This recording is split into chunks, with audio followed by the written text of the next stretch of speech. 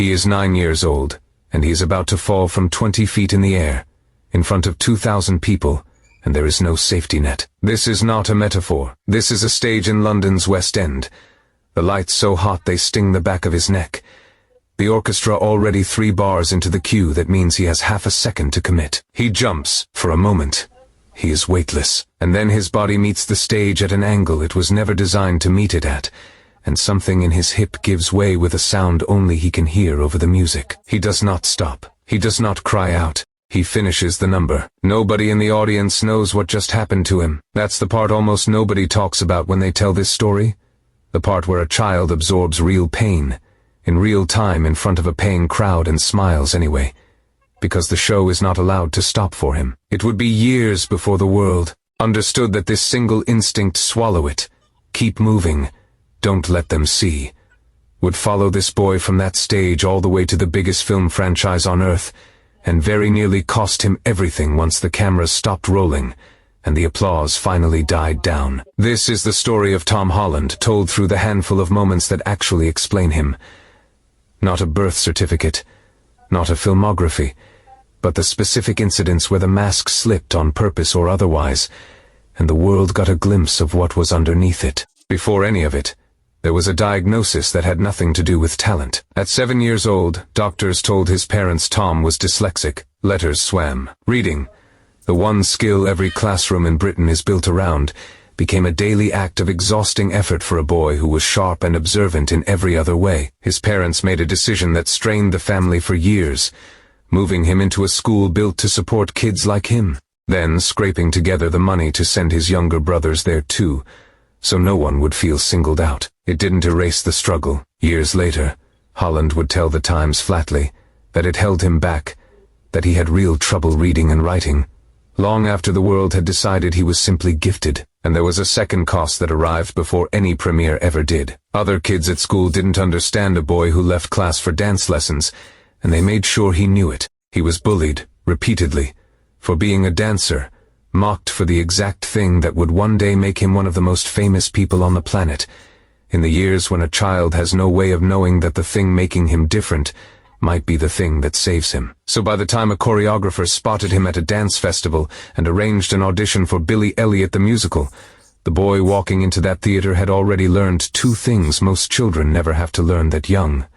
How to keep going when your brain works against you, and how to keep smiling when the room turns on you. Both of those lessons were about to get tested in a way nobody could have predicted. He landed the title role. 8 shows a week for over a year, jumps, lifts, full company numbers that would exhaust a trained adult dancer, let alone a child whose bones hadn't finished growing. Somewhere in that grind, his body started sending warnings a boy in the middle of the best experience of his life had no interest in listening to. He kept dancing anyway. That fall we opened with, the one where he finished the number with something in his hip already broken, wasn't an isolated accident. It was the logical endpoint of a pattern he'd already been living for months, and it would take him nearly 20 years, and a much more public collapse, to finally unlearn it. But first, the world discovered exactly how good he actually was. In 2010, director Bayona needed a boy who could carry real terror and real grief on camera for a film based on a family's survival of the 2004 Indian Ocean tsunami, a role that demanded more from a 14-year-old than most professional actors are ever asked to give. Holland got the part. The film, the impossible, should have been beyond him. It wasn't. Critics singled him out in language usually reserved for seasoned adults. A teenager with 0 film training had just made an audience forget they were watching a performance at all. That should have been the headline of his career for years. Instead, it became a footnote, because in 2015 something happened that would eclipse everything before it, and very nearly break him in the process. Not because of what was on screen, but because of what he had to keep off it. Marvel Studios was quietly auditioning teenagers for the most closely guarded role in modern film history. The process was paranoid to the point of absurdity, hidden cameras, code names, non-disclosure agreements, thick, enough to make a teenager's hand cramp signing them. Holland won the role of Spider-Man, and then he had to do something that for a naturally open, chatty kid from South London turned out to be harder than any stunt he'd ever attempt. say nothing. For months, he has since admitted, half laughing and half not, that keeping Marvel's secrets nearly destroyed him, that producers eventually started feeding him deliberately false plot details, because they didn't trust him not to leak the real ones. The reputation followed him for a decade. By later films, staff reportedly built entire fake scenes just to give him something convincing to rehearse for journalists, because everyone on the production had learned, the hard way, that Tom Holland's face could not hide anything. It sounds like a punchline. It wasn't. It was the first sign of a pattern that would define the next 10 years of his life. A young man required constantly and publicly to perform a version of composure his inner life didn't always match. What followed was a run almost no actor in history has experienced. Spider-Man, Homecoming, Avengers, Infinity War, Avengers, Endgame, Spider-Man, Far From Home, Spider-Man, No Way Home. A film built entirely around a marketing secret so explosive that its trailer alone became a global event. The films he headlined grossed cumulatively somewhere north of $9 billion worldwide. He became, before the age of 30, one of the highest-grossing lead actors who has ever lived. And then, in the middle of that success, he made a decision that had nothing to do with box office at all. The decision that arguably reveals more about him than any Marvel movie ever could. In 2021, he took the lead in Cherry from the Russo brothers, playing an army veteran whose untreated trauma spirals into opioid addiction and bank robbery. There was no mask, no suit, no CGI web to catch him. And because the shoot was scheduled in an order no sane person would choose, the physical transformation demanded of him was almost cruel. To play the character at his lowest, Holland went on roughly 500 calories a day with punishing daily runs, losing close to 27 pounds. Nearly a quarter of his entire body mass. Then, because the production still needed his healthier military scenes, he had to reverse the entire process and rebuild that weight and muscle in a matter of weeks. He later admitted it made him physically sick, that it permanently changed his relationship with food, that he wasn't sure he'd ever do that to his body again. A 24-year-old, already one of the most recognizable faces on Earth, quietly starving himself and then feeding himself back to health, largely out of the spotlight, because he believed the role demanded it, and telling almost no one how much it cost him until long after the film had already come and gone. Pay the price privately, deliver the performance publicly. That was still the operating rule. And by the following year, it finally caught up with him, not on a film set, but in front of the entire world. By his own account, Holland had developed a relationship with alcohol that had stopped being about celebration and started being about survival. He would later tell Men's Health, with a bluntness that surprised people who only knew him as Spider-Man's boyish grin, that he had felt enslaved to drinking, obsessed with it, unable to enjoy himself socially without it as a crutch.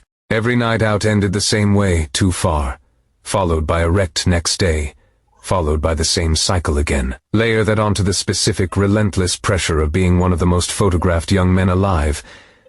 Every meal, every stumble, every off day a potential headline. And by August 2022, the boy who once swallowed a hip injury mid-performance, rather than stop the show, did something far harder. He stopped, publicly in front of everyone. He posted a video to Instagram visibly, struggling to get the words out, admitting he'd spent nearly an hour trying to work up the courage to record it. Then he said it plainly, with no publicist Polish. Social media had become overstimulating, overwhelming. He spiraled reading things about himself online. It was detrimental to his mental state, and he needed to step back. This wasn't a scandal-driven apology, the kind celebrities are forced into. This was a 26-year-old man at the peak of his commercial power, voluntarily admitting weakness to millions of strangers, with nothing to gain from it and everything to lose. He could have said nothing. He said something anyway, and used what remained of that fragile moment to point his audience toward STEM 4, a youth mental health charity his family's foundation had long supported, because even at his lowest, his instinct was to hand the microphone to people who needed it more. That same year he began speaking about sobriety not as a single dramatic rock bottom, but as something closer to an experiment, A dry January that revealed exactly how much he'd been leaning on alcohol just to function. No tabloid intervention, no forced rehab narrative, just a famous person quietly deciding, without an audience demanding it, that he didn't like who he was becoming, and doing something about it before it became a headline with his name on it. One more piece of the puzzle wouldn't surface for years. In 2025, he told an interviewer he has ADHD. Suddenly, the dyslexia diagnosis at 7, the restless energy that made a choreographer stop and look twice, the anxiety spirals around social media, the instinct to throw himself into physically punishing roles like Cherry. All of it stopped looking like a scattered list of unrelated struggles, and started looking like one coherent picture. A mind that had spent 3 decades working harder than most people realize, just to keep pace with itself. He didn't frame it as an excuse. He framed it as context, explaining that starting a role from nothing can feel intimidating with a brain wired the way his is, and that what actually helps isn't rigid discipline but play. Underneath all of it, there was one more secret he was keeping, and this one, unlike Spider, Man's plot twists, he managed to keep for real. A 2017 viral clip of him lip-syncing to Rihanna in fishnets and a halter top opposite a delighted co-star named Zendaya became one of the most replayed pieces of internet footage of its era. He'd later joke that he got more compliments for that performance than for any role he'd ever booked. The joke was hiding something real. What began as on-set chemistry slowly, carefully, and almost entirely off camera became one of the most tightly guarded relationships in modern celebrity. 2 young co-stars going to absurd lengths for years to keep their private life private, precisely because Holland had already learned exactly how much damage public exposure could do to a person's inner life. By 2021 they went public. By the 2024 holidays, they were reportedly engaged. It read less like a tabloid romance and more like the payoff of 2 people who'd figured out together how to build something real inside the least private life imaginable. Which brings the story to where he stands now, still Spider-Man, reprising the role once more for a 4th headlining outing, even as he steps into entirely different territory playing Telemachus, a son searching for a father he barely knows, in Christopher Nolan's retelling of Homer's Odyssey. The symmetry is hard to miss. A man who spent his career being watched by millions, quietly searching for solid ground beneath all that noise, now playing a character defined by exactly that same search. There's no tidy bow here, and it wouldn't be honest to pretend otherwise. He hasn't claimed to have it all figured out. What he's done, publicly and repeatedly, is rarer than a triumphant ending. He let people watch him struggle, admit it, and keep going anyway. Not by swallowing it silently, the way that 9-year-old on the West End stage once did, but by finally letting someone see. That boy who finished the number after his body gave out beneath him spent the next 20 years learning, the hard way, that the show is allowed to stop. That falling doesn't have to be a secret, and that the bravest performance of his career may not have been the one where he swung between skyscrapers in a red and blue suit at all. It may have been the 3-minute video where he could barely get the words out, and said them anyway.